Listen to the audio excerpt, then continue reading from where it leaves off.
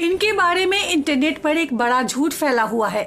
कई सालों से ये फैला हुआ है कि एक दिन डायरेक्टर सुभाष घई ने इन्हें डांट दिया तो इन्होंने अपने हाथ की नस काट ली थी, लेकिन ये सब झूठी बातें हैं। इन्हें पहचानते हैं आप? ये सोनिका गिल है। राम लखन फिल्म में आपने इन्हें देखा होगा। खुद सोनिका गिल जी ने एक इंटरव्यू में अपने बारे में फैली झूठी बातों का खंडन किया था और उन्होंने इस इंटरव्यू में उस दिन हुआ पूरा वाकया खुद बताया। वो किस्सा क्या था, चलिए हम आपको बताते हैं। तो हुआ यूं कि राम लखन फिल्म में एक सीन है जिसमें सोनिका गिल ने एक सुनहरी ड्रेस पहनी है और वो सीढ़ियों से नीचे उतरती हुई दिखाई देती है। उस दृश्य में सोनिका गिल ने सुनहरे रंग की ही ज्वेलरी भी पहनी है, मगर फिर कुछ ऐसा हुआ कि वो सीन उस दिन पूरा नहीं फिल्माया जा सका। अगले 1 महीने तक वो सीन दोबारा शूट नहीं हुआ। फिर 1 महीने बाद जब सीन दोबारा शूट हुआ तो सोनिका गिल जी ने उस सीन में ड्रेस तो वही पहनी, लेकिन उन्होंने ज्वेलरी सुनहरी की जगह काले रंग की पहन ली।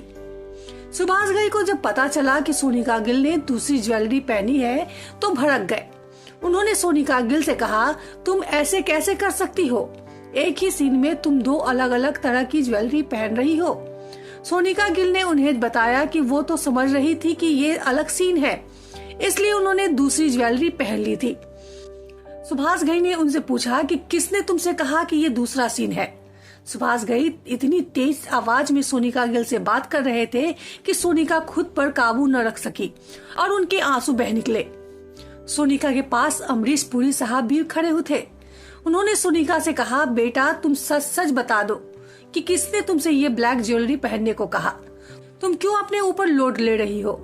सोनिका ने जैसे ही अपने पीछे नजर दौड़ाई तो उन्होंने देखा कि वहाँ सुभाष घई के चारों असिस्टेंट डायरेक्टर खड़े थे और उन्हीं में एक था जिसने सोनिका गिल को वो काली ज्वेलरी पहनने को कहा था। सोनिका ने सोचा कि अगर इस वक्त उनका नाम सुभाष घई से बताया तो हो सकता है कि वो उसे नौकरी से निकाल दे, जबकि वो उनके एक बहुत अच्छे परिचित का बेटा है। सोनिका गिल ने सुभाष घई से कहा कि उन्हें याद नहीं है कि उनसे किसने वो काली ज्वेलरी पहनने को कहा था। ये सुनकर सुभाष घई और ज्यादा भड़क गए।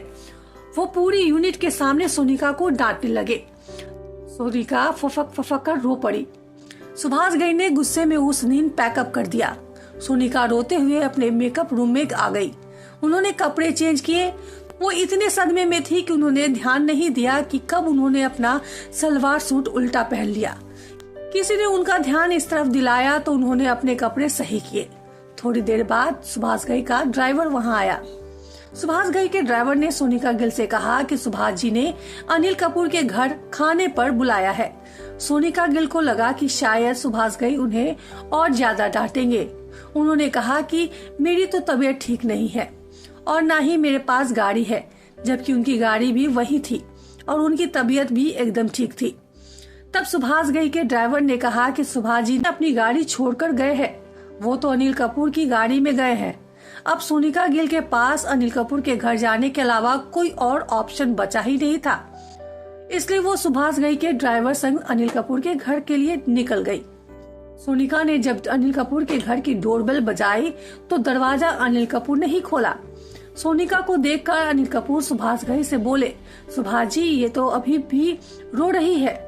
अनिल सोनिका को अपने साथ भीतर ले गए। वहाँ सुभाष घई ने सोनिका से बड़े प्यार से बात की। वो बोले, एक बात बता बेटा, तेरी माँ जब तुझे डांटती है तो क्या तब भी तू ऐसे ही रोती है? उसके बाद सुभाष घई ने अपने हाथों से उस दिन सोनिका गिल को खाना खिलाया।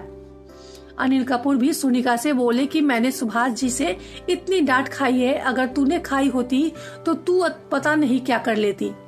सुभाष घई अनिल कपूर से बोले कि अगर मैं इसे अब न बुलाता और इसे प्यार से बात न करता तो ये रात भर रोते रहती और इसका मुंह फुलकर इतना मोटा हो जाता, इससे मेरा ही नुकसान होता, क्योंकि अगले दिन भी ये शूटिंग नहीं कर पाती।